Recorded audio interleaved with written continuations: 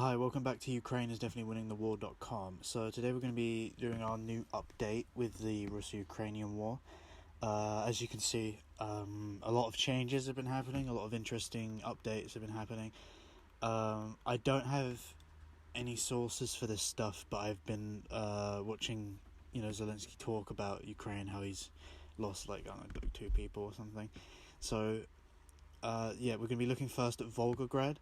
As you can see in Volgograd, Ukraine has advanced quite significantly within the city. They've surrounded the important areas. They've reached the river itself. The city centre is currently under siege, and as you can see based on this report, Ukraine has advanced pretty much over this entire area here without any real significant problems. The Russians are armed with shovels, so a lot of the things going on here, it's been pretty easy for Ukraine, to just putting it lightly, fighting against men with shovels, but they've pretty much taken that area there. In Moscow, not much has come out of Moscow, but as you can see, the Ukrainians have surrounded Moscow, and the shovel-armed soldiers are hiding behind washing machines, and yeah, it's just a mess over there. I have a source from some guy I know. He said that Ukraine is they've taken, using, like, the thing is the 57th motorized brigade or whatever it's called. It's taken this bit here, basically. It's pretty much what's happened.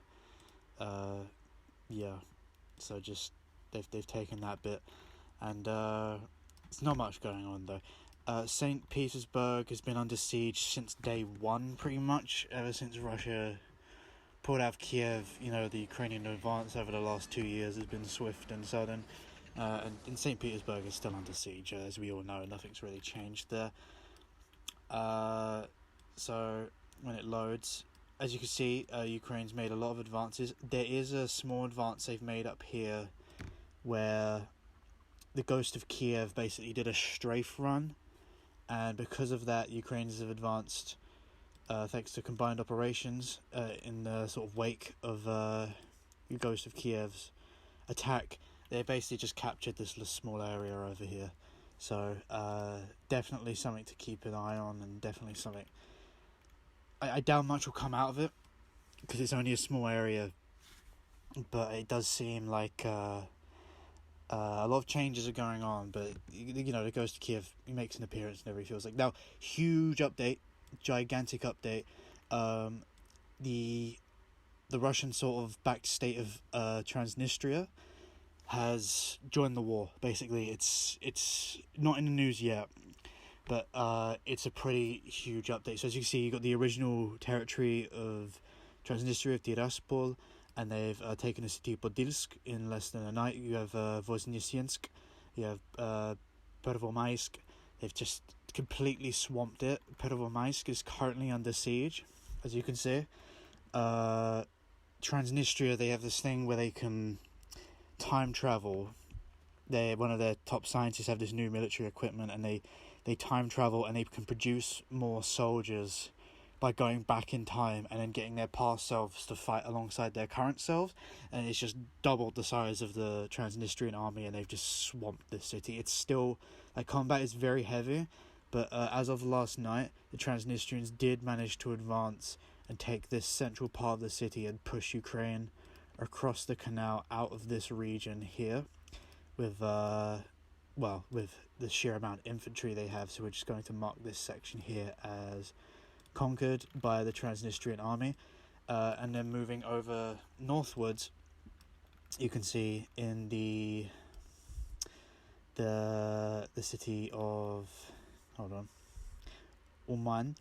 Again, Transnistrians have the city completely encircled except for the north region, which they're using Russian style tactics of the cauldron, where they're bombing any supplies that are coming in through the Arboretum-Soviivka area.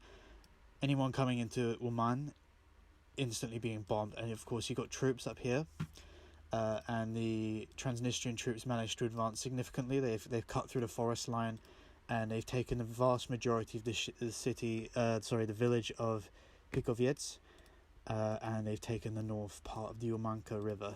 So, not looking good for the Ukrainians in the west. It was very unexpected. My Moldavian friend, my Molvanian friend told me that this is what's happening, and a lot of things going on. So, next update. Again, the Transnistrians have... It's only been over the last couple of days this has happened, but the Transnistrians have managed to push all the way across the steppe, crossing the river, and they're advancing on Odessa, but they've only just taken the outskirts of it so far. So there's a chance Ukraine might be able to resupply and push them out, but with the Ghost of Kiev not being around and all of they have 5 or 6 million troops in Russia right now, they do not have the resources to protect Odessa. I expect it to fall within a few days. The Transnistrians have managed to completely swamp the city of Kurisovia. They've taken all of the villages along the river, and Ukraine has been completely pushed across the canal with heavy artillery sort of following them on the way. So many losses for the Ukrainians today. Now, many of you might be asking, many of my long-time followers might be asking, why is the grey zone so big? Well, you see, Transnistrians are using the Libyan tactic of Toyota, like machine gun armed Toyotas, and they're able to cover ground very, very quickly. So, I mean, the other day we received a report that there were several Toyotas in Mykolaiv, and then the next day they were gone. They just retreated. It was a hit and run, and they're back within the consolidated territory of Transnistria. So things are changing very quickly, so I've left the grey zone very big because of this ability to mobilize. And we'll have to see what happens, but it's not looking good for Ukraine right now. Their eastern front is being completely threatened by the presence of Transnistria, and honestly, I don't think it's going to be long before Belarus enters the war, but Belarus has one soldier, so we'll have to see what happens. But I have faith in Saint Zelensky and his 3 yachts that things will come through. So thank you for watching this update, and see you around.